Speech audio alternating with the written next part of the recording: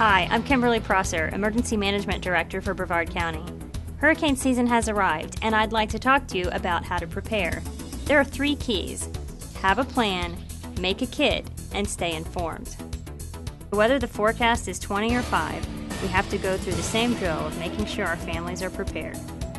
When we say have a plan, what we're saying is know whether you need to evacuate, know what kind of terrain you're on, if you're in a low-lying or flood-prone area, if you live on the barrier island, or if you're in a manufactured home or in a home that you would just not feel safe in strong winds, then you need to plan to evacuate when it's called for. Know where you're going to go.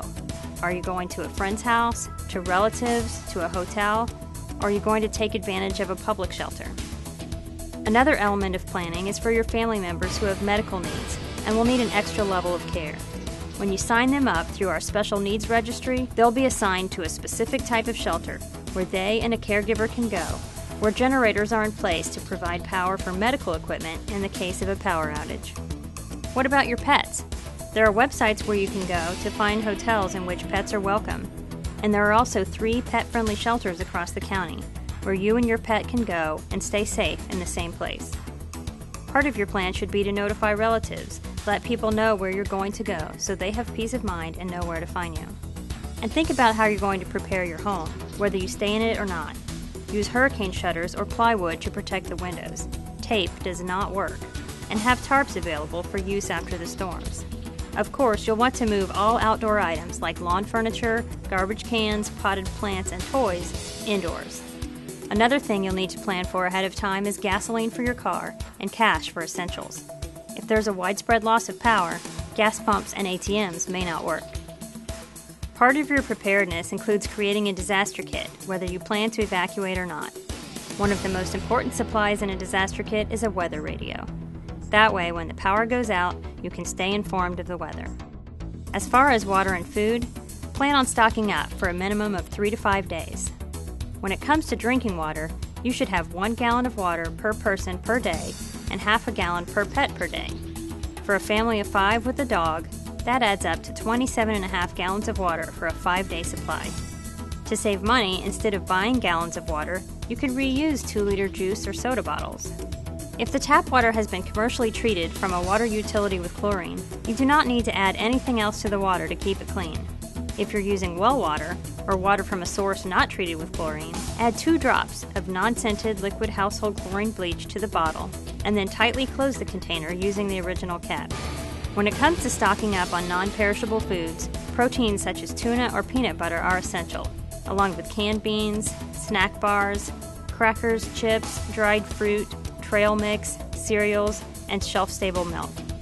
If you have pets, don't forget the pet food, cat litter, and litter box. And if you have babies, of course you'll need baby food, formula, and diapers. And you don't need to buy all the items for your kit all at once. Make a few extra purchases each week during regular grocery shopping. One thing you definitely can't afford is to not be ready.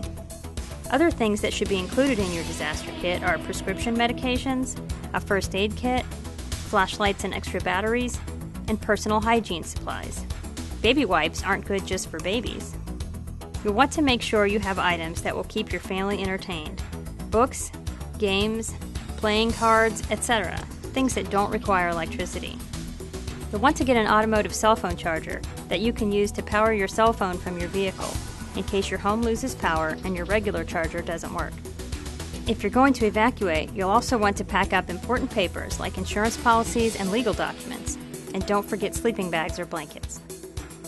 I've already mentioned the weather radio, but in addition to that and the local news media, you also have the ability to stay informed about what's going on in our county through email, social media, or text messaging. You can subscribe to emailed press releases on our county webpage. You can also follow us on Twitter @BrevardEOC or like us on Facebook @Brevard County Emergency Management. You'll be able to access all of those options through a smartphone. But if you have a regular cell phone, you can subscribe to text messages by texting Follow Brevard EOC to 40404.